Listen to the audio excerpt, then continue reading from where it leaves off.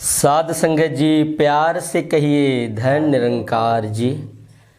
आइए साध संगत, एक भोजपुरी रचना है आपके चरणों में कि साध संगत, ये जो मनुष्य का तन मिला हुआ है, इस तन को सद्गुरु की कृपा से ये तन मिला है।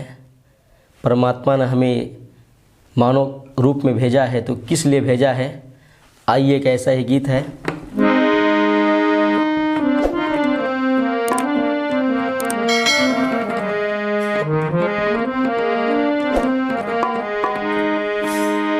हो ये नर तो नवा के हो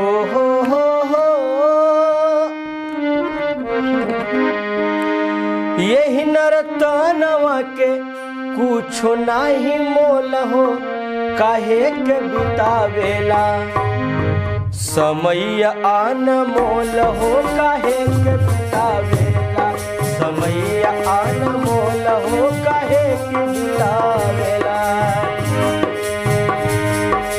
यही नरतानवा के कुछो नहीं मोल हो,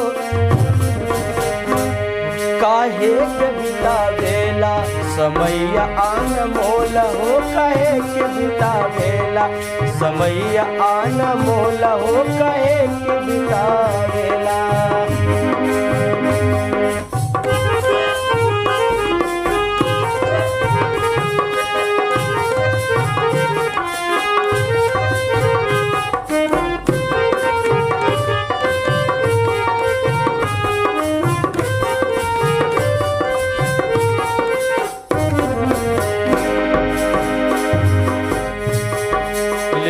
ब्रह्म ज्ञान पहले हरि के पहचाना, बिना जाने राम नहीं मिली है ठिकाना।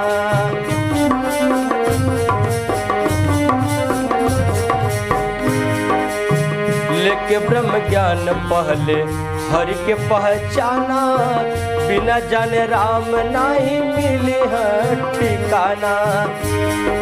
यही बद पवल तुही, यही बद पवल तुही पाँच तो छोल हो, काहे के बितावेला समय आन मोल हो, काहे के बितावेला समय आन मोल हो, काहे के बितावेला।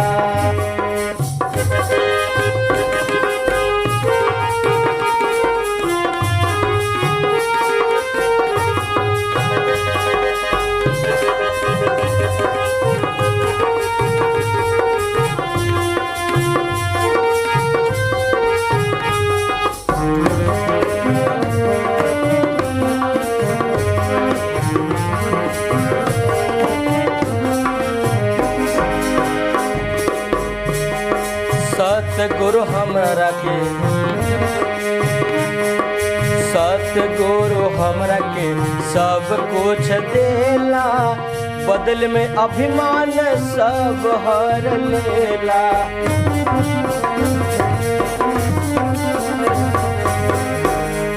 सतगुरु हमरा के सब कुछ देला, बदल में अभिमान सब हर लेला।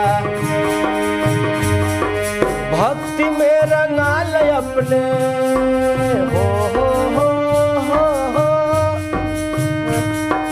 भक्ति में रंगाल अपने, भक्ति में रंगाल अपने मनवा के खोल हो, काहे के बितावेला समय आन मोल हो, काहे के बितावेला समय आन मोल हो, काहे के बितावेला।